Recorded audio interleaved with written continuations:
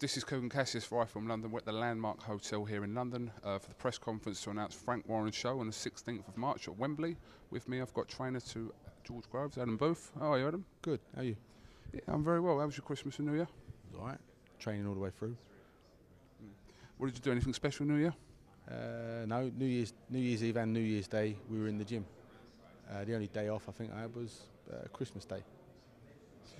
George Groves fighting for the vacant, James de Gaule's old vacant European super middleweight title against Muhammad Ali NDIAYE. I'm sure a lot of other people have held that title, not just him. No, I just felt it irrelevant to say it then. But last April, you and George felt that George was ready for a world title against Stieglitz. Between then and now, what's he ready for now? Obviously, he's fighting for this European title now. Well, last April, I felt he was ready for the fight with Robert Stieglitz. The fact that he held the WBO super middleweight title just meant that it was for that. But it was Robert Stieglitz that made sense for George back then, just like this Muhammad Ali NDIAYE is right for him now because he's got a good record, he can fight, he's young, he's fresh, he's got some good experience.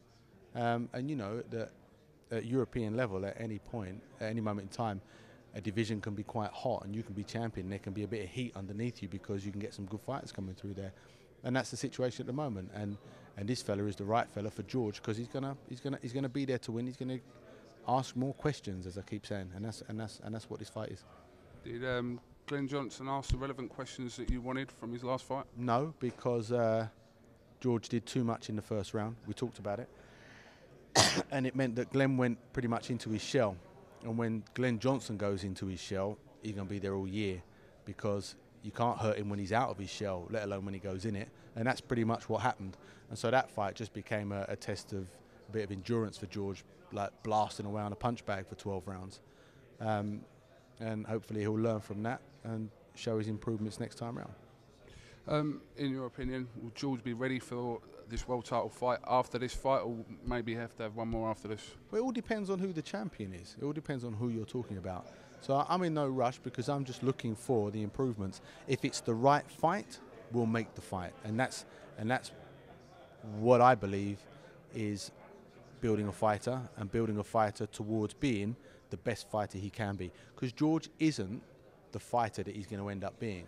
When you look at people like Mikkel Kessler, Carl Froch, you can see that they are now the fighters that they are. And they are now just competing with what they are. I think Andre Ward is the best of the batch, and he's still improving. And then when you compare George to that, you can see that this young man has potential to be there and to be winning at that level, but he also has to add more things to his game, and that's the exciting thing. It's to see how quickly he develops and evolves.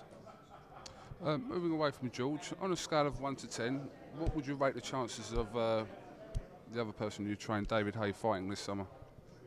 On a scale of 1 to 10? 3. That low, really? Yeah. So obviously we're neither here or there. We spoke to David last week and nothing's changed. Nothing's changed. And I do suspect that Vitaly will retire. I don't think Vitaly will fight him. I don't think it makes sense for Vitaly to fight him. And I don't think that Vladimir wants to fight him. So that would be the end. David said he obviously only wants to fight one of the Klitschko's, but how do you feel about him fighting any of the other heavyweights domestically, for example? Well, he's already fought Derek, but David Price, for example, Tyson Fury. You got to remember that for a long time I've been happy for David to walk away from boxing with what he's achieved, with his health intact, with his whole life ahead of him, to do whatever he chooses to do. That was always our ambition and our goal because over time we became very close friends. That hasn't changed. He's achieved what he wanted to achieve. There is a fight or 2 fights out there that he wants. Other than that, he doesn't have a desire to fight. I'm happy about that. You wasn't at the David Haye meet and greet day. How comes? I was throwing up. Oh, you were ill. Sorry, you said you was ill. So you're better now, obviously. Well, I felt nauseous in the last 3 or 4 minutes, but other than that, I feel all right. Okay, that's fair enough. That's a fair comment. All right, Adam Booth, listen, thank you very much for talking to iFILM London. Pleasure to speak to you, as always. Update on the Adam Booth fan club. Are you interested? Am I interested in what?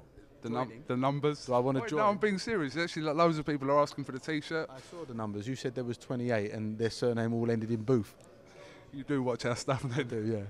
No, but the T-shirts go down really well. What do you think of the T-shirts? Because everyone's asking me where can I get one of these from. I might actually start stocking them on our website. Where can I get one from? I'll give you one. Apparently BoxFit made it for you. BoxFit did make it for me. They're sending me one. Are they really? Yeah, BoxFit did make it for me. Big up BoxFit. I can start my own fan club in my own head. I will always be in your fan club. Always. What you say to me, what you do to me, I will always be in your fan club. It's a Coogan Booth loving. Respect. Coogan Cassius with Adam Booth, right from London. Thank you very much. And this is Derek Chisora. What?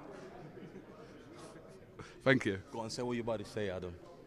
No. Today there was nothing. I'm giving him nothing today. Nothing today. Nothing. He respectful doesn't deserve today. me today. Hey, why is he always playing He's won this his game? award. He's won his award. What award did he win? Tell him.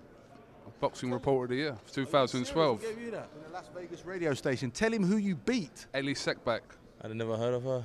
Dan Raphael. Dan Raphael beat him. Did you beat him as well? Beat him as well. Are you serious? How about that? What do you say about that? Them boys ain't got a chance with London boys, have they? Thank you very much. Adam Booth, Derek Chisora, iFILM London. Thank you very much.